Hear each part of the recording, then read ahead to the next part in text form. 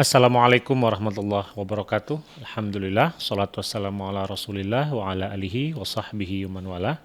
Pada video ini kita akan melanjutkan membahas kitab Ar-Rahiqul Makhtum, ya, kitab yang membahas tentang sirah nabawiyah, ya, jadi kisah perjalanan hidup Nabi Muhammad sallallahu alaihi wasallam. Ya, pada pembahasan ini ya kita akan masuk ke kisah Nabi Ibrahim. Ya. Wa kana Ibrahimu alaihi salam yartahilu ila Makkah liyutali'a tirkatahu biha.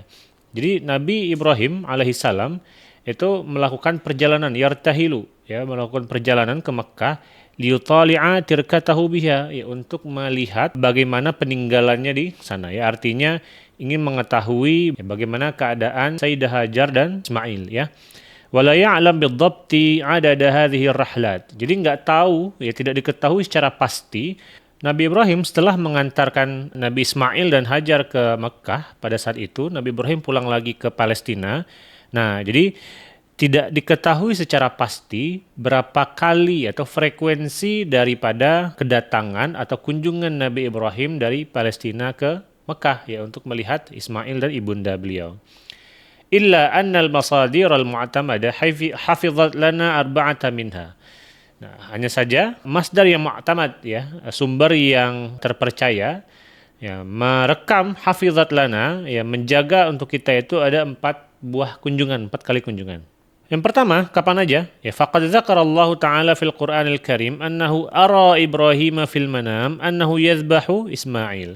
Ya, jadi disebutkan oleh Allah menyebutkan dalam Al-Quranul Karim bahwasannya Allah itu memperlihatkan kepada Nabi Ibrahim fil manam, ya, di dalam mimpi, annahu yazbahu Ismail, ya, bahwa Nabi Ibrahim ini dilihatkan sebuah mimpi itu mengisahkan bahwa Nabi Ibrahim itu menyembelih Nabi Ismail. Faqama bimtithali hadzal am. Ya, lalu Nabi Ibrahim melaksanakan perintah tersebut.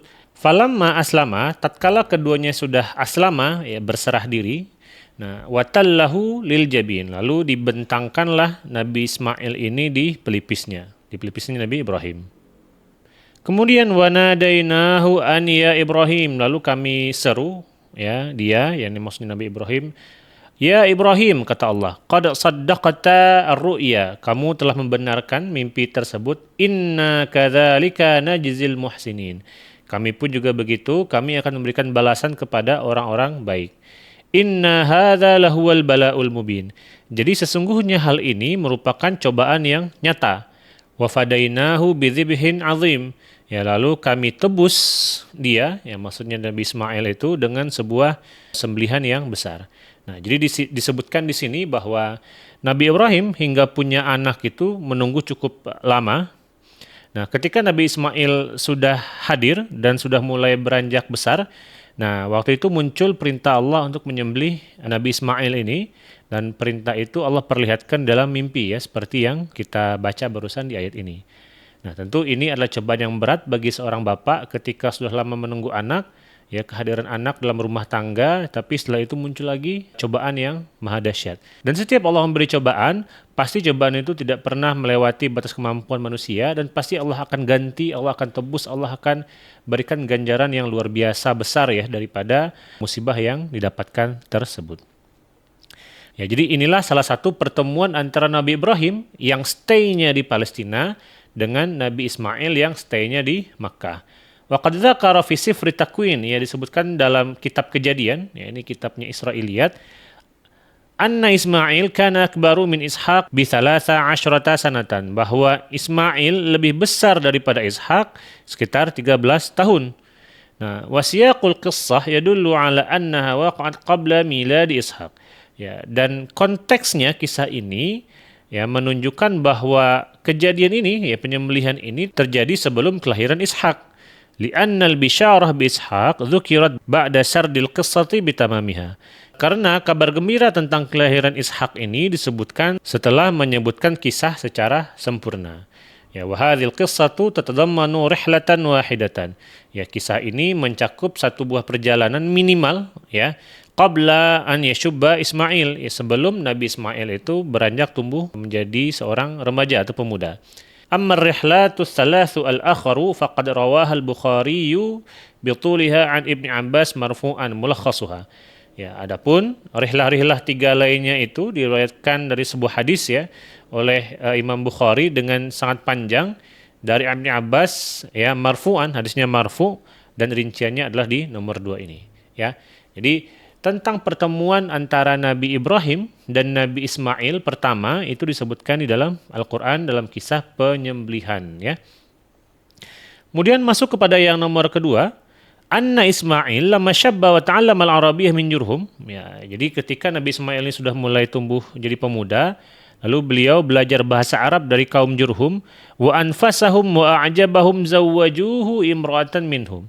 Ya, lalu orang-orang Jurhum ini merasa takjub ya dengan Nabi Ismail, zawwajuhu imra'atan minhum, lalu mereka nikahkanlah seorang perempuan dengan Nabi Ismail. Ya, jadi salah seorang perempuan Jurhum dinikahkan dengan Nabi Ismail wa matat ummuhu. Ya, dan kemudian ibunda beliau yakni Sayyidah Hajar itu meninggal ya. Wa badali Ibrahim an yutali'a tirkatahu ya, lalu Nabi Ibrahim muncul untuk melihat peninggalannya ya, maksudnya Nabi Ismail. Faja'a ba'da hadza zawaj ya, lalu Nabi Ibrahim mendatangi Nabi Ismail setelah pernikahan tersebut. Falam yajid Ismail, akan tetapi Nabi Ibrahim tidak ketemu dengan Nabi Ismail. Fasala imra'atahu anhu wa an ahwalihima. Ya, lalu Nabi Ibrahim ketemu ya dengan menantunya, ya dengan perempuan tadi, istrinya Nabi Ismail. Ditanyakan tentang Nabi Ismailnya dan juga ditanyakan tentang keadaan mereka berdua. Fasyakat ilaih. Ya, lalu si istri Nabi Ismail ini mengadulah ya, mengadu kepada bapak mertua ya tentang apa? Dhaiqil 'aish, ya susahnya hidup. Ya fa'ausaha an taqula li Ismaila an yughayyira atabata babihi. Nah, lalu sebelum Nabi Ibrahim pulang, karena memang di pertemuan kedua ini Nabi Ibrahim tidak ketemu dengan Nabi Ismail. Nah, sebelum pulang, Nabi Ismail ini berpesan kepada istri ini, ya istrinya Nabi Ismail, ya agar disampaikan nanti ke anaknya. Apa pesannya? Ya, pesannya adalah an yughayyira atabata babi, agar mengganti palang pintunya, ya.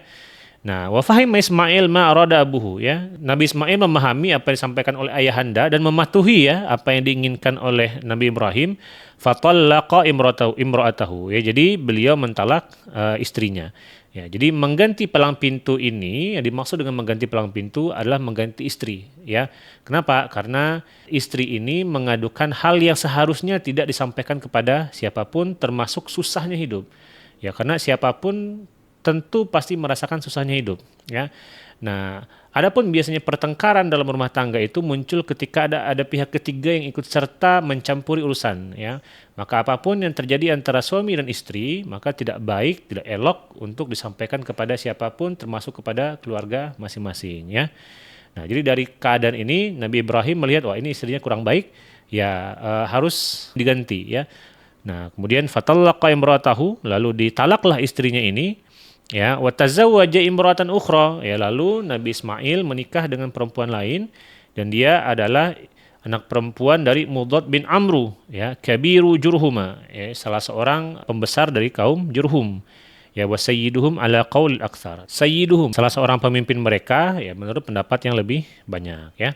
Nah, itu pertemuan bukan pertemuan ya, kunjungan ya lebih tepatnya ya, kunjungan Nabi Ibrahim ke Nabi Ismail tapi tidak ketemu. Nah, nggak ketemu, kemudian disarankan oleh Nabi Ibrahim untuk mentalak istrinya ya. Baik, itu pertemuan kita pada video ini. Insyaallah akan kita lanjutkan kisah tentang pertemuan atau kunjungan Nabi Ibrahim kepada Nabi Ismail dalam video berikutnya. Jazakumullah. Assalamualaikum warahmatullahi wabarakatuh.